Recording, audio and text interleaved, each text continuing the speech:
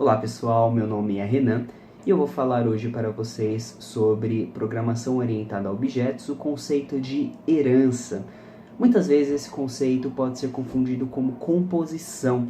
Então, antes de mais nada, nós vamos tratar a diferença entre ambos, dando alguns exemplos para você entender e a partir de então aprofundar neste tema de herança. A referência usada para este assunto está aqui na descrição do vídeo. Caso queira saber mais e se aprofundar, fiquem à vontade para acessá-los. Iniciando por herança, de modo simplificado, ela é uma classe filha que tem os mesmos atributos da outra classe, a classe mãe, mas alguns outros atributos distintos que são próprias da classe filha. Alguns exemplos podem ser vistos aqui. Nesse exemplo 1, uma classe que é a classe principal e duas classes filhas da mesma, pessoa física e pessoa jurídica. Nesse exemplo, as duas classes podem ser entendidas como um cliente, porém, cada uma contém os seus atributos específicos da sua classe. Vamos entender. Aqui onde você vê a classe cliente é a classe mãe. Nela contém o país e a data de cadastro. Abaixo, você identifica as duas classes filhas, pessoa física, pessoa jurídica. Podemos entender em pessoa física o nome, sobrenome da pessoa e o seu CPF, específico de uma pessoa física, diferente de uma pessoa jurídica, que contém a razão social, nome fantasia, sigla e CNPJ. São atributos que uma pessoa física não poderia ter, e vice-versa. Uma pessoa jurídica, por exemplo, não pode ter um CPF.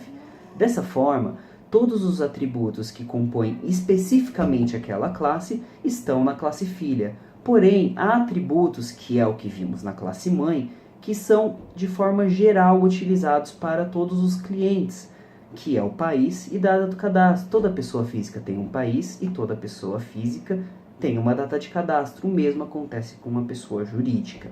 Ou seja, na herança, você tem sua classe própria e herda atributos de uma classe mãe. Para facilitar o entendimento, eu vou passar para vocês mais um exemplo, que é o exemplo de empregado. Empregado, nesse caso, é a classe mãe. Nessa classe mãe temos o nome, sobrenome e o CPF. Todos os empregados da empresa, independente de cargo, têm nome, sobrenome e CPF. Podemos identificar abaixo 3 outros itens, que são as classes filhas. O primeiro de assalariado, comissionado e o arista. Qual a diferença desses outros 3 para a classe mãe? A diferença é que o arista recebe, por exemplo, o preço por hora e as horas trabalhadas. Em comissionado, temos total de vendas e a taxa de comissão. Ou seja, são itens que não caberiam em um assalariado e um arista. E o assalariado temos, logicamente, o seu salário. Entendemos, então, que cada um tem os seus atributos específicos, e acima a classe mãe, que tem os atributos que funcionam para todas as demais classes, chamadas de classes filhas. Para facilitar ainda mais o entendimento, eu vou dar aqui uma dica. Existe uma pergunta simples para verificar se há relação entre classe A com a classe B, e se essa relação é de herança. Basta fazer a seguinte pergunta a si mesmo: a classe A é uma classe B? Por exemplo, um carro antigo é um automóvel? Se sim, é uma herança. A casa é um automóvel? Então não pode usar uma herança. Se você entendeu herança, para se entender composição é muito mais simples. Vou dar aqui um exemplo. Existem duas classes distintas. A primeira é a classe carro, a segunda, a classe motor. Imagine que toda classe carro tenha uma classe motor. Nesse exemplo, há uma relação entre carro e motor de composição, pois o motor está contido no carro, sempre. Vou facilitar o entendimento com mais um exemplo.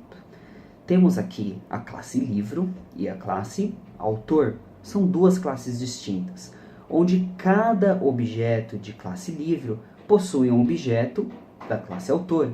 Neste caso, existirá uma relação de composição, pois a classe autor faz parte da classe livro. Da mesma forma que existe uma pergunta para identificar se é uma herança, existe também uma pergunta para identificar se estamos falando de composição. Essa pergunta é: a classe A está contida na classe B? Caso a resposta seja positiva, existe uma relação de composição entre essas duas classes. Vamos a alguns exemplos. Um livro tem autor? Se sim, logo se usa composição. Agora, um automóvel tem carro antigo? Então não se usa composição. Agora vamos lá. Um automóvel tem porta? Tem porta. Então pode-se usar uma composição. Tranquilo? Como foi possível ver ao longo deste vídeo a diferença entre herança e composição? É bem simples e pode ser resolvida apenas com algumas perguntas. Na verdade, 2 perguntas simples para a herança. A classe A é uma classe B? E para a composição, a classe A está contida na classe B. Legal? Vamos para o próximo passo. Vamos falar agora sobre a classe de herança simples. A classe de herança simples nada mais é do que os demais exemplos que já havíamos trazidos anteriormente. Vou aqui trazer mais um exemplo para fixar essa informação. Temos aqui de início a classe principal, que é a classe mãe, trazendo para nós a informação de formas geométricas. O que tem, por exemplo, em todas as formas geométricas? A área. Sim. Abaixo dela, temos aqui 2 outras formas geométricas que têm especificações, como, por exemplo, o círculo, que tem o seu raio, e temos também o retângulo, que tem altura e largura. Ou seja, apesar do retângulo e do círculo serem formas geométricas, eles têm suas especificações, eles não são iguais. É por isso que eles estão em classes separadas. Porém, como eles são classes filhas, eles eram todas as informações que uma classe geométrica passa, ou seja, o que é geral de uma classe geométrica. Vamos falar agora sobre classes múltiplas. Dando como exemplo uma classe múltipla, eu vou passar para vocês a ideia de um rádio-relógio. Bom, temos como ponto inicial o rádio-relógio, que ele é uma classe filha que traz atributos da classe rádio e atributos da classe relógio. Como vocês podem ver, a classe rádio é uma classe principal que tem emissora, volume da rádio, frequência, informações que não tem em relógio. Agora, a classe relógio tem horário, alarme, volume. Ou seja, a classe rádio-relógio vai obter a informação de emissora, frequência, volume do rádio. Já a classe de relógio vai trazer informações à classe rádio-relógio de horário, alarme e volume do relógio. Um detalhe importante a citar sobre a herança simples e múltipla é que, especificamente no Java, ele suporta apenas herança simples. E como resolver essa questão para herança múltipla? Para utilizar, por exemplo, esse meio que foi passado a vocês agora, referente à classe de rádio-relógio. Bom, no Java é utilizado a interface para se fazer essa manobra. Uma classe pode implementar várias interfaces, possibilitando então o uso de um certo tipo de herança múltipla, porém descartando os perigos da mesma. Uma interface pode ser implementada em várias classes de hierarquias diferentes. Se você não tem o conceito pronto ainda sobre interface, eu vou deixar aqui na descrição do vídeo um link ótimo que explica com detalhes o que é uma interface. Há muitas perguntas do tipo: se eu posso fazer uma classe cliente PJ e uma classe cliente PF, por qual motivo eu tenho que criar uma classe cliente, uma classe cliente PJ e uma classe cliente PF para que eles derivem os atributos da classe principal? Não parece um pouco mais complicado? Na verdade, o conceito sim. Porém, se você parar para pensar, você vai economizar muito código fazendo essa parte, você economiza energia, tempo, porque você vai reutilizar esse código que você fez inicialmente para todas as demais classes que também venham a utilizar esse primeiro código. Então esse é o princípio, o conceito da herança. É realmente você ganhar tempo e facilitar para que os outros programadores vejam o seu código de uma forma prática e rápida, sem ter que ler muito código para entender o conceito geral do programa. Na sequência do vídeo, iremos fazer uma aula prática do uso da herança. A ideia é utilizar exemplos usados aqui no vídeo e colocar no sistema para realmente ver como isso funcionaria na programação. Vamos lá? Vamos iniciar então aqui a parte prática do nosso vídeo. Eu já criei aqui o pacote herança e aí vamos fazer então as suas classes. A gente vai precisar primeiramente da classe funcionário. Essa é a classe mãe, a classe funcionário. Vamos também criar uma classe filha. Essa classe filha vai se chamar horista, que é quem vai receber, o funcionário que vai receber por hora. E vai ter também um novo funcionário que vai ser o assalariado. Esse funcionário vai receber um valor fixo por mês. E também temos que ter, claro, o projeto principal. Nesse projeto é onde vai estar o nosso programa aqui. Vamos iniciar aqui pela classe funcionário, vamos criar algumas variáveis. Então vai ter a variável nome, ela é do tipo string. Vamos ter também aqui uma variável, só um detalhezinho aqui, string com S maiúsculo, e uma variável sobrenome, né? A variável sobrenome. E em seguida vamos criar também uma variável CPF. Tá, por quê? É porque por conta dessas variáveis que não importa se é horista ou se é assalariado, apenas por ele ser funcionário, ele já tem registrado na empresa o nome, o sobrenome e o CPF.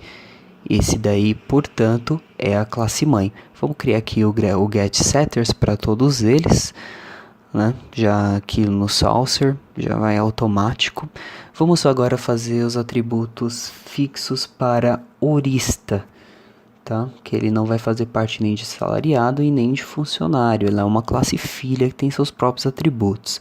Então o que o horista tem? Ele tem o preço dele por hora trabalhada.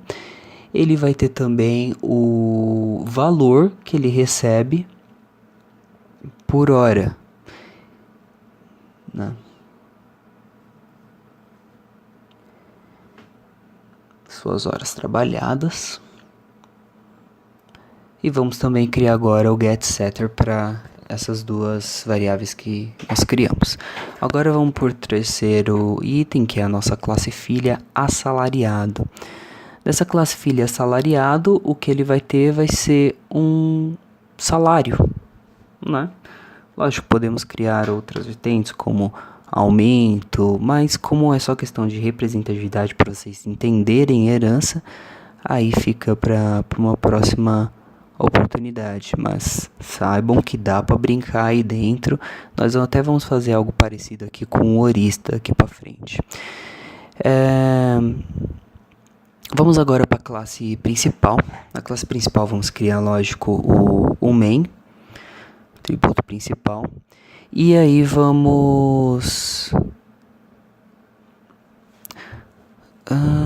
tem um detalhe aqui. Sim, temos que colocar o extend tanto em horista quanto em assalariado. Ou seja, como elas são as classes filhas, elas têm que estender ao assalariado. Ou seja, é assim que eles buscam todas as suas funções que vêm de funcionário, como nome, sobrenome e CPF. É a partir deste tópico aí, extend.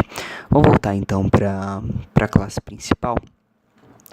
e vamos criar aqui um novo funcionário para Orista. Vamos chamar de OR1. Então, Orista OR1 vai receber new Orista, né? E vamos fazer o mesmo para assalariado. Então, assalariado as1 recebe new assalariado. Então, 2 novos funcionários que criamos aí, um assalariado e um orista, para a gente fazer aí uma brincadeira, setar os valores. Então, vamos iniciar pelo orista aqui. Então, você percebe que assim que a gente coloca Orista 1, já vai aparecer, ó, o nome, que não está em Orista, mas está em funcionário, mas como ele extende, tá aí disponível. Horas trabalhadas, que é próprio, então vai ter todos que são próprios dele e que são de funcionário também. Então, aqui no Orista, vamos setar o nome dele. Cadê o nome? Nome aqui pra cima, aqui, o nome, achei. Então, colocamos o nome, vamos escolher aqui Pedro para esse nome. Vamos também colocar o sobrenome, então OR1 ponto, já aparece aqui o nome para ser setado, ó. Tá aqui sobrenome, vamos escolher aqui o sobrenome Silva, pouco comum, Pedro Silva. Ele vai ser o nosso orista. Outro item que tem ali em funcionário é o CPF do funcionário. Então vamos ali em set CPF. Primeiro item aqui. Eu selecionei impressora. Então vamos em impressora. E aí eu coloco qual o valor que ele ganha por hora. Vamos pôr aqui 18 e 22. 18 e 22, F, que é de float, senão não dá certo, tá? E agora vamos colocar o valor que ele ganha por horas trabalhadas. Na verdade, quantas horas ele trabalhou. Então, aí são as horas trabalhadas. Vamos pôr aqui que ele trabalhou 20 horas. Agora vamos para o próximo item, que é o assalariado. Então, as 1... eu falei de CPF e esqueci, né? Então, vamos lá. Ponto 7, CPF. E aí, vamos colocar uma string, né? CPF marcado como string, 388-888-888-68-68. 26. Tanto faz. Barrei aqui no número, inverteu, né? Tá bom. Aí agora vamos no as1.set nome. Vamos escolher o nome de Jair. Vamos agora pôr o sobrenome dele. Sobrenome Jair Souza. Não sei Bolsonaro, não. Vamos escolher Souza. Nem sei porque veio Jair, acho que eu tô vendo tanta coisa de Jair Bolsonaro na internet que é o nome que tá na cabeça. Jair e Lula, né? Eita lá. Mas vamos lá. Aí o CPF, né? 852258741 não dá mais, vamos ser 8 número, traço 96. Agora vamos colocar o valor, citar o valor dele de salário. Então, tá aqui, ó, 7 salário, né? E aí vamos colocar um valor aqui pra ele, vamos ver, R$2.500 ele vai ganhar.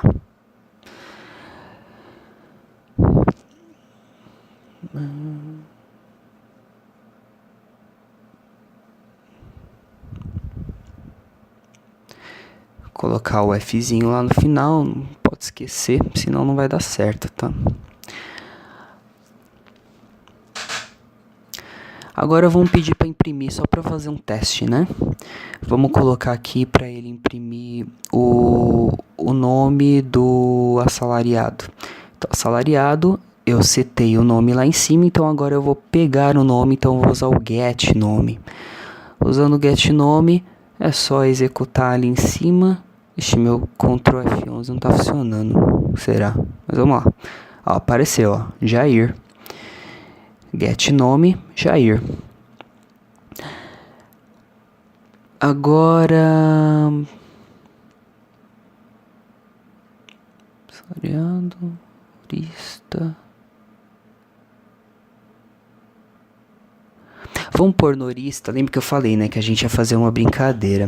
Vamos pôr norista quanto que ele vai ganhar, fazer os vencimentos, porque ele ganha, a gente tem já o preço da hora trabalhada e a gente tem o quanto que ele ganha por hora. Então, e quantas horas ele trabalha. Então, vamos fazer aqui o cálculo. A gente gera o get set para ele. Então, no get a gente faz o cálculo, né? Que vencimento vai receber o preço hora vezes a hora trabalhada. Cálculo simples. Então, você percebe que esses cálculos podem ser feitos tranquilamente, você brincar aí. Tem uma infinidade de possibilidades para herança assim mesmo, né? E vamos lá, preço por hora. Aí agora eu volto lá no menu principal. Porque no menu principal que eu vou setar o vencimento e aí ver se está funcionando esse cálculo aí que a gente fez.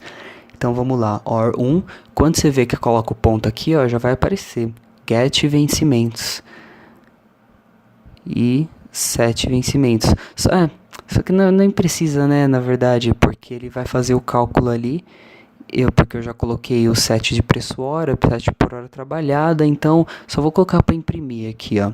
Hora, ele já vai pegar o get vencimento, já vai pegar o cálculo. Vamos fazer o teste aqui, ó. Jogar aqui em cima. Nossa, de novo não tá funcionando. Então, run F11, aí ó, o cálculo. 364,39 é o valor, ó. 20 horas trabalhadas e eu ganho 18,22 por hora. Então, eu ganhei 364. O Pedro Silva, né? Eu não ganho isso. Pedro Silva ganha. Vamos agora ver como fazer uma classe funcionário. Então, funcionário fan1 recebe new funcionário. E vamos fazer uma brincadeirinha aqui só para ver se ele consegue pegar uma classe filha. Olha só, vou colocar aqui o fan1 e vou aqui até o 7 salário, 7 salário. E aí eu vou setar o salário dele em 4.000.75F de flutuante. Percebe que dá erro, ó. Por quê? Porque o salário ele é um atributo de ASUM, na verdade é um atributo do assalariado, e o funcionário é mãe. Ele não pega filha, a filha pega mãe. Isso é estranho, né? A filha pega a mãe, mas a mãe não pega a filha. E aí você vê aqui, se eu coloco outro item como get sobrenome, ele vai aparecer. Na verdade, get, não, vou colocar aqui o sobrenome, mas é 7. É 7, eu já tô querendo pegar o sobrenome que nem existe, né? Eu tenho que setar esse sobrenome e aí eu escolho pra fazer a impressão, né? Então vamos lá fazer o teste. Deixa eu colocar aqui no sisal, tirar o que eu tinha colocado antes e vou fazer o teste para ver se está imprimindo certinho. Então fan1, coloca o ponto, ó, já vai aparecer. Get sobrenome, aí ó, get sobrenome. E vamos imprimir para ver se funfa. Olha só, Santos, funcionando direitinho. Então percebe que o programa realmente funciona de acordo com as classes explicadas aí no anterior, ou seja, a classe mãe não consegue obter atributo das classes filhas, mas ao contrário isso é possível, tanto que a classe filha de assalariado pegou esses atributos, que é nome e sobrenome da classe mãe. Quando eu fui tentar fazer ao contrário eu não consegui. Ainda mais que as classes estavam todas protegidas pelo getSet, então ele vai direto no getSet, ele não vai direto na fonte. Bom, de qualquer forma não funcionaria, né? Mas é uma boa prática também, fica a dica de usar o getSet para você proteger o seu código. Então é isso. Espero que eu tenha ajudado, que eu tenha esclarecido alguma dúvida, e qualquer outra dúvida pode me procurar aqui também, pode escrever nos comentários ou até mesmo me procurar em sala de aula. Estou à disposição. Muito obrigado, meu nome é Renan. Tenha um bom dia, boa tarde, boa noite. Até mais. Tchau, tchau.